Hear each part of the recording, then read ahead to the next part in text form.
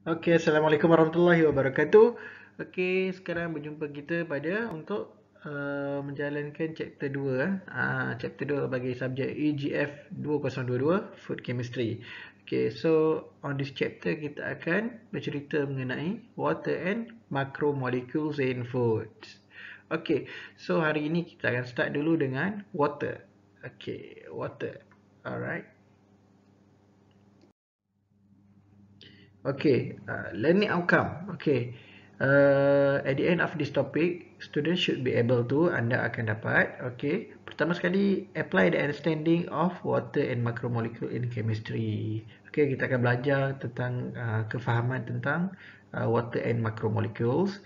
Okay, dan juga properties in development new and improved food products. Okay, maksudnya kita akan tahu juga mengenai ciri-ciri dia dan dalam untuk kita membantu kita untuk membina produk-produk baru lah. Okay, kita akan tengok kefahaman dia dan juga ciri-ciri dia. Alright, so next. Okay, this chapter will be focused on, okay, kita akan belajar apa dalam chapter 2 ni? Okay, water, carbohydrates, lipid and protein. Okay, so kita akan mulakan dengan water. Okay, water chemistry. Water ni apa? Water ni air lah.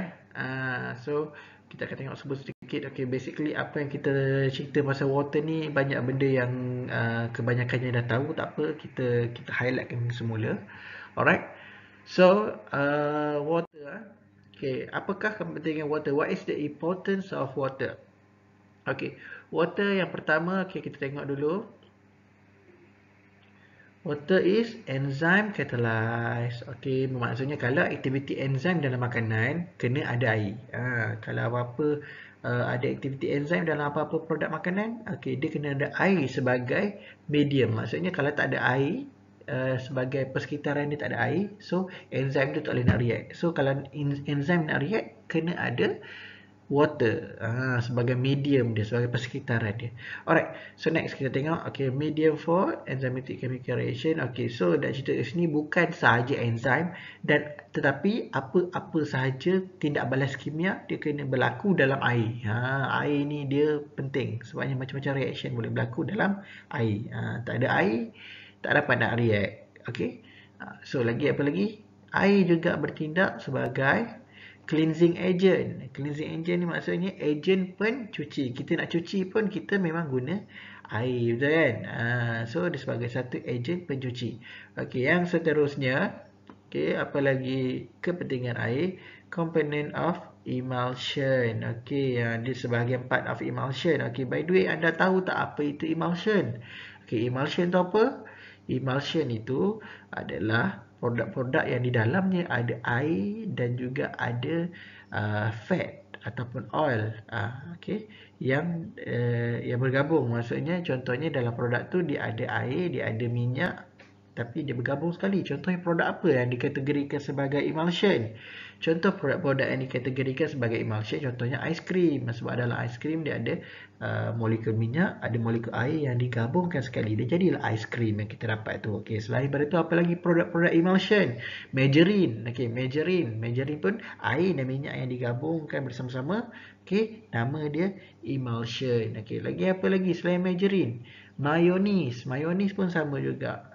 Lipid dan juga oil ataupun lipid lah kita panggil yang digabungkan dengan air. So mayonis juga sejenis emulsion. Ada banyak jadi jenis emulsion. Korang boleh Google tengok apa contoh-contoh product of emulsion. Nanti kita akan terang lebih lanjut apa itu emulsion. Tapi nak buat emulsion ni nak cerita kena guna air. Alright. Kena ada air dalam dia. Alright, so seterusnya component of gel. Okay, so air juga dia sebagai satu component of gel. Maksudnya dalam nak buat gel, nak buat produk-produk yang berasaskan gel kena ada air. Kalau tak ada air tak jadi gel. Okay. So contoh gel apa? Agar-agar, nak buat agar-agar kena guna air. So part of gel agar-agar tu dia perlukan air. Okay, apa lagi gel-gel yang ada? Gel minyak rambut tu pun dalam dia ada air. Kalau tak jadilah gel. Okay. Alright, seterusnya. heating and cooling medium. Ni maksudnya kalau kita nak memanaskan sesuatu ataupun kita nak sejukkan sesuatu, kita kena guna air sebagai medium dia. Contohnya kita nak panaskan, kita nak rebus makanan, okey, kena dalam air panas. So air itu sebagai satu medium pemanas. Okay. Air minuman kita nak sejuk, macam mana? Kita letak air batu. So air batu tu air juga kan, tapi dia menyejukkan. Alright. So dia sebagai fungsi dia juga sebagai ejen penyejuk dan ejen pemanas. Okay. Alright. So next, apa lagi pasal kepentingan air? Fat replacer. Okay. Apa fat replacer? Okay. Maksudnya dalam makanan kita ada kandungan lemak, kandungan protein dan sebagainya. So selalunya kalau buat produk makanan, orang nak kurangkan kandungan lemak dia, okey, orang gantikan kekosongan tempat tu dengan air. So dia sebagai pengganti lemak dalam makanan boleh dijadikan. Akan datang kita akan belajar lebih lanjut lah. Alright, so korang kena tahu yang surface ni dulu. Okey, seterusnya sebagai solvent. Ni benda paling penting, okey. Solvent ini sebagai pelarut. Air ini sebagai ejen pelarut. Kita nak buat air Milo, kita larut dalam apa? Dalam air. Okey, betul tak? Kita nak basuh apa-apa air ke, kita nak gaul apa-apa, kita guna air sebagai medium pelarut. Sebab air ini dia boleh melarutkan hampir semua benda. Hampir semua benda dia boleh larutkan. Okay, so dia bertindak sebagai universal solvent. Okay, maksudnya dia boleh jadi ejen pelarut universal. Okay, so nak larutkan apa-apa selalunya kita guna air. Alright, itu secara ringkas mengenai the importance of water. Alright, seterusnya, okay, kita tengok water structure. Okay, water structure. Okay, ini adalah struktur air. Okey, apa itu struktur air? Okey, air ini secara kemikalnya kita pernah dengar lah, H2O. So H2O tu apa? H2 adalah hidrogen, O2 adalah oksigen. Okey, apabila apabila dua oksigen, dua hidrogen, dua hidrogen ni, hidrogen pertama ni, hidrogen kedua, dia attach pada satu oksigen ini. Alright, okay, inilah yang kita panggil sebagai molekul air ataupun H2O. So water consists of hydrogen and oxygen. Okay, dua hidrogen dan satu oksigen. Okay, ditulis sini both element has natural stable radioactive isotopes. Okay, ni maklumat dia lah. Tak ada apa pun. Alright, so seterusnya, okey, ni water structure yang korang nampak ni, saya bulatkan sikit. Okey, yang putih dua tu, ini adalah hidrogen. Okey, yang merah itu adalah oksigen. Ini bukanlah bagi tahu color dia macam tu tak. Ini kita nak tunjuk kat korang. Okey, contoh macam mana nak bezakan lah. Janganlah cakap oksigen tu sebenarnya color merah, hidrogen tu color putih. Tak, ini contoh saja nak bagi kita senang nampak. Okey, nak cerita pasal water structure ni, dia digabungkan, bond, bond antara, bond, ni bond, dia digabungkan, menggunakan covalent bond. Ni nama bond dia, covalent bond. H ni dekat O, guna covalent bond. Alright. So apa yang korang nampak kat sini, water structure dia ada banyak. Macam mana kita nampak dia dalam keadaan bendalih tu, sebabnya dia ada interaction antara molekul air, satu molekul air yang sangat halus tu dengan molekul air lain. Maksudnya dalam air yang kita nampak tu, dia ada banyak H2O molekul. Ada bergerak sana sini, H2O dengan H2O, dia ada, nampak? Dia ada interaksi antara molekul-molekul air. So kita nampak dia sentiasa bergerak-gerak. Satu kita nampak dia macam cecair. Sebab apa? Bond itu dia tergabung, terpisah antara H2O, satu molekul H2O dengan H2O yang lain. Kita boleh tengok kat sini contohnya, ni dalam air. Ni dalam air. Alright, molekul air dia macam mana nampak? H2O dia gabung dengan H2O yang lain, tapi dia sentiasa bergerak-gerak. H2O ni kejap-kejap jumpa H2O ni, kejap-kejap jumpa H2O ni, kejap-kejap jumpa H2O ni. Dia interaksi, dia sentiasa berubah-ubah, tapi antara satu molekul H2O dengan H2O yang lain. So sebab inilah kita bendalihnya kita nampak sentiasa bergerak-gerak macam tu. Alright. Itu sedikit sajalah. Kita next, kita tengok physical and chemical properties. Okey, simple saja. Okey, apa dia physical properties of air, okey, of water. Okey, pertama sekali boiling point. Ni semua tahulah kot. Nak mendidihkan air, kita panaskan pada suhu 100 degree Celsius. Okey, pada suhu 100 degree Celsius apa yang berlaku? Yang berlaku adalah daripada cecair dia akan berubah menjadi gas dan kita nampak dia sebagai berbuih-buih. Okey, uap air naik. Okey, sebab pada suhu 100 degree Celsius liquid boleh berubah jadi gas. Alright. So itu kita panggil sebagai boiling point. Takat didih lah bahasa Melayu. Alright. So seterusnya freezing point. Kita tengok takat beku pula. Okey, takat beku. Okey, macam mana nak bekukan air? Okey, pada 0 degree Celsius, okey, 0 degree Celsius, okey, liquid dia akan jadi solid. Solid tu apa? Yang kita nampak ais lah, air batu. Okey. So ini adalah freezing point. Okey, apa yang unik dia pasal air batu ni, pasal freezing point ni? Bila air jadi air batu, okey, keadaan dia dalam air batu dia density dia lebih rendah daripada air biasa. Kita panggil dia sebagai less than daripada liquid form. Sebab tu bila less than, maksud ketumpatan dia rendah, maksud dia lagi ringan daripada air biasa. Sebab tu air batu, okey, dalam cawan, okey, air batu sentiasa timbul, betul tak? Sebab apa? Sebab bila dia jadi air batu, ketumpatan dia jadi rendah. So dalam air dia akan terapung. So tu maksudnya macam mana keadaan bila dia less dense. Okey, ketumpatan dia kurang, okey, daripada air biasa. So kita akan nampak air batu itu terapung-apung timbul di atas air. Okey. Okey, ini adalah physical properties of water. Okey. Ni tak ada apa, nak tunjuk saja. Okey, setiap benda chemical ada dia punya boiling point. So kalau water, okey, boiling point dia 100 degree Celsius. Okey, kalau benda lain, contoh chloroform ni, nama-nama chemical, dia pun ada takat didih dia masing-masing. Alright. Tak apa. Okay, next. Okay, kita tengok chemical properties. Okay, apa itu chemical properties? Chemical properties, water as a universal solvent. Macam kita tengok dalam importance of water tadi, salah satu fungsi utama air, kepentingan air adalah sebagai ejen pelarut. Okay, solvent. Okay, so secara chemicalnya dia memberi satu sifat yang kita panggil sebagai universal solvent. Okay, dia sebagai pelarut. Hampir semua benda dia boleh larutkan. Okay, water capable of dissolving a variety of different substance. Dia boleh melarutkan hampir bermacam-macam jenis bahan dia boleh larutkan. Okey, sebagai contoh hari ni kita guna NaCl. NaCl ni apa?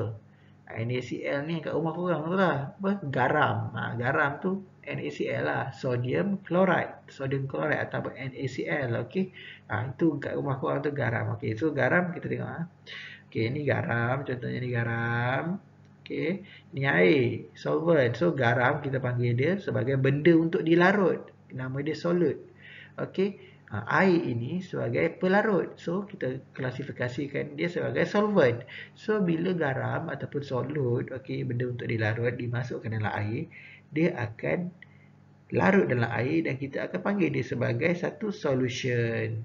Solution ini adalah apabila solute dah gabung dengan solvent, dia jadi solution. Sebab apa? Dalam solution ni adalah larutan garam, solution of salt, solution of NaCl. Okey, bila dilarut dalam air, kita panggil dia sebagai solution. Okey, alright. So next.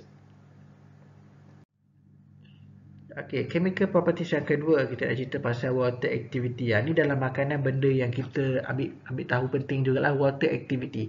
Dalam makanan ada air.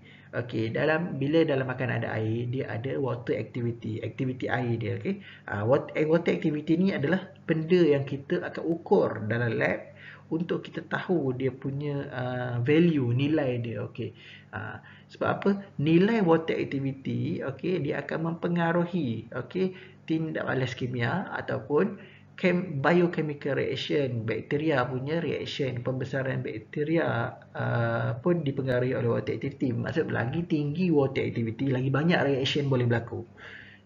Bakteria boleh tumbuh, chemical reaction boleh berlaku. Lagi tinggi water activity, lagi banyak reaction boleh berlaku.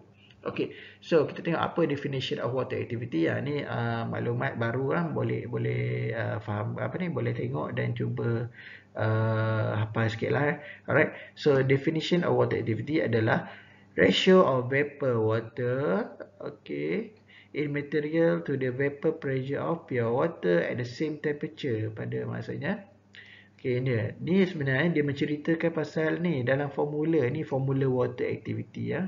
Okay. Okay, ni formula water activity. Okay. AW ni apa? AW ini adalah simbol untuk water activity. Kalau water activity nampak AW ni dicakap maksudnya sama maksudnya dengan water activity. Water activity ni simbol dia AW. So AW, okay, P over P null ni, PO ni apa ya? Okay. Ini adalah P null lah maksud sebut. Alright. P ni adalah ni, ini adalah ini adalah P. Nampak? P. Ni P.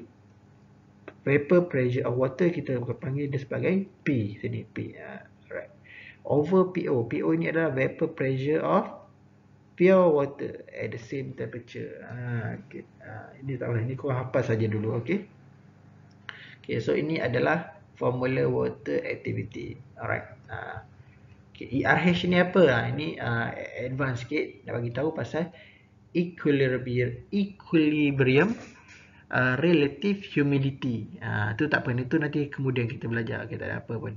Okey, nak bagi tahu daripada water activity kita boleh check humidity. Humidity ni apa? Kelembapan.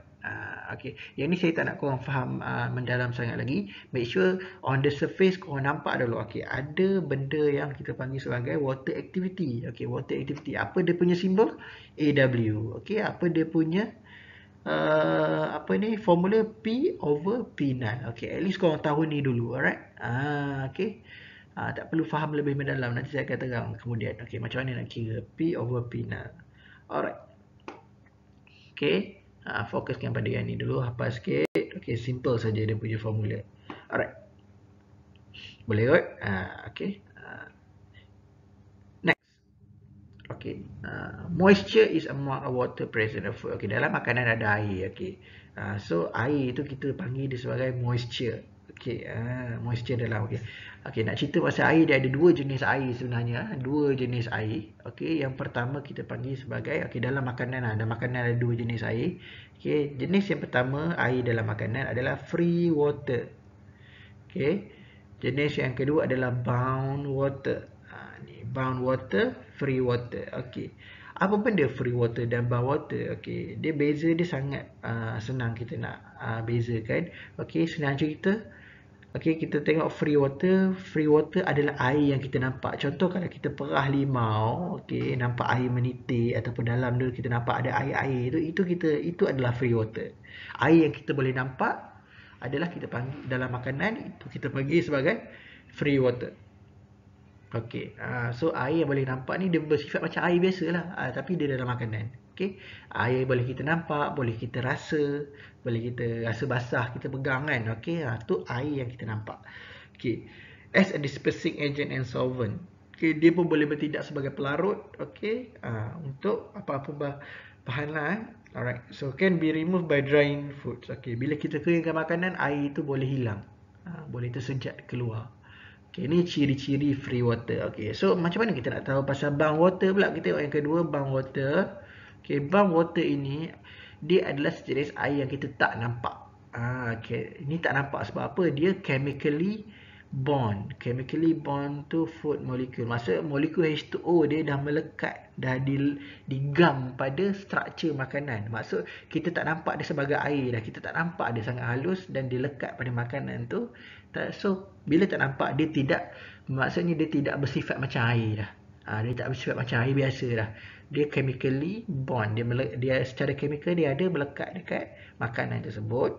Okay, tapi kita tak nampak dia sebagai air. Mungkin kita nampak dia sebahagian daripada dinding makanan tersebut lah. So bound water ni kita tak nampak dengan mata kasar, tapi dia ada kat situ, dia melekat pada struktur makanan. Okey, yang ni sebabkan dia tak ada nampak macam air, dia tidak bersifat macam air, so dia tidak boleh bertindak sebagai solvent, dia tak boleh jadi pelarut. Alright, so kalau kita makan sesuatu makanan, kita nampak air dalam dia, itu adalah free water. Tapi make sure korang tahu juga dalam makanan tu sebenarnya ada juga air yang lekat pada chemical, pada dinding makanan, pada struktur makanan dia ada air yang dilekat tapi kita tak nampak, itu nama dia bound water. So korang dah tahu sekarang ada dua jenis air, free water, bound water. Free water boleh nampak, bound water tak boleh nampak. Okey. So sedikit perkongsian. Okey, tadi kita cerita pasal water activity. Water activity saya bagi tahu tadi apa? Lagi tinggi water activity, lagi banyak chemical reaction boleh berlaku, ataupun bakteria punya reaction boleh berlaku. So water activity itu kita boleh nilai daripada free water ke bound water. Okay, jawapan dia tentulah kita boleh nilai daripada free water. Nilai water activity kita boleh tengok berdasarkan kandungan free water yang kita nampak dalam, yang kita dapat detect dalam makanan tersebut. Bound water tak ada kaitan dengan water activity, sebab bound water dia molekul H2O yang ada lekat pada makanan, dia dah tak bersifat macam air dah. So kalau macam free water ni dia masih lagi dalam bersifat air, tapi dia dalam makanan, tapi dia boleh hilang, boleh pergi. Kalau bound water dia memang melekat kuat, dia tak nampak macam air lah. Okay. So kalau water activity kita nilai daripada free water, that's the point. Okay. Alright. So itu sahaja mengenai lecture untuk water. So ni nak tunjuk sikit lah.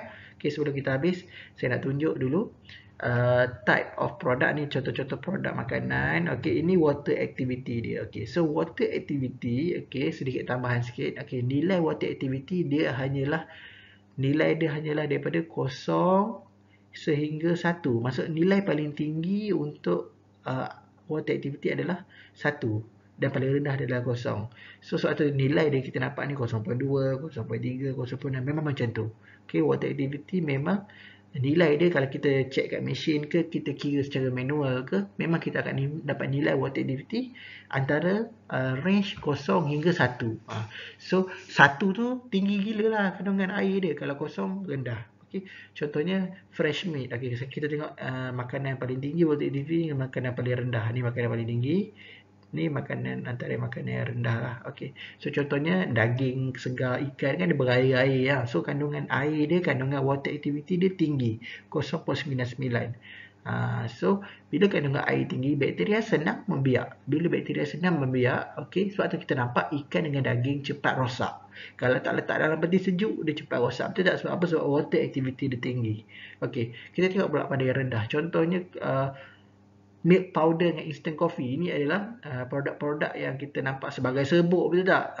Kita nampak serbuk kering, padahal dia tak kering pun sebenarnya. Maksudnya dia serbuk. Okey, produk-produk serbuk ni dia sebenarnya ada kandungan air, cuma kita kandungan dia sangat sikit. So kita nampak dia macam kering, padahal kat dalam tu masih ada kandungan air. So water activity dia, tapi sebabkan air dia tak nampak sangat kurang, so water activity dia sangat rendah, 0.2. Okay, bila water activity dia rendah, milk powder ni, powder dia tahan lebih lama. Kalau perasan produk-produk dalam bentuk powder serbuk ni, susu tepung ke, okay, dengan serbuk kopi ke, dia expiry date dia lama. So dia tahan lebih lama. Sebab apa? Sebab water activity dia rendah, bakteria payah nak membiak, susah bakteria nak membiak. Sebab dia terlampau rendah. Okay. Alright, so ini perbezaan antara makanan yang mempunyai water activity tinggi dan water activity rendah. Kita boleh nampak dia punya jangka hayat dia berbeza, sebab makanan yang tinggi water activity, bakteria senang membiak, jangka hayat dia pendek. Okay, jangka hayat dia sekejap je. Okay, tapi kalau makanan yang rendah water activity, bakteria tak boleh membiak, so jangka hayat dia lebih lama. Alright, itu mengenai water. Water. Alright. So untuk chapter kali ini saya akan stop sampai sini dulu. Okay, so habis water, kita akan bincangkan dalam kelas mengenai water. So part 1 untuk chapter tu, sub chapter kita akan mulakan dengan kita akan study pasal water. Alright, so bila habis pasal water nanti barulah kita akan teruskan dengan next sub chapter, iaitu karbohidrat. Okay, yang kedua kita akan belajar pasal karbohidrat nanti. Okay. Okay, so untuk chapter kali ini kita akan stop sampai sini dulu. Sila study, fahamkan dulu pasal water. Tak faham boleh tanya saya, kita bincangkan dalam kelas nanti ya. Okay, so untuk part 2 nanti saya akan sambung waktu lain. Okay, thank you very much. Assalamualaikum. Kita jumpa dalam kelas nanti.